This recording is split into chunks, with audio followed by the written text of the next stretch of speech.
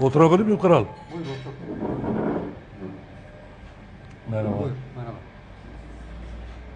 Ya ben öyle meze falan kalıyor yani yemek yiyeceksiniz ya. Evet. Ben onları yiyorum yani. Ben şey yok. Olur ya. mu öyle şey? Biz sipariş vereceğiz. Sen de bir şeyler ye. He, teşekkür ederim.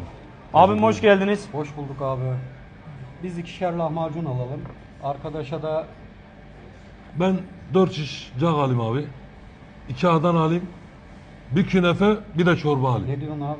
Sen hani mezeciydin. Ya açım işte kardeşim, ne olacak idare Hani et. çorba lan. çektin. Sizle beraber mi bu? Hayır geldi öyle.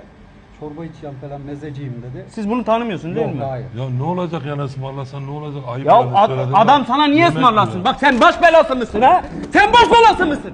Abi bak bu beni hasta edecek ha. Millet var, müşteri var. Abim kusura bakmayın siz de. Ya arkadaş. Ya gel benden Ya iste. adam Ben sana ısmarlayacak abi ne vereyim. olacak Ben ya? bana salarım üstüne. Müşteri masasına oturma ya. Otur abi buraya ben sana.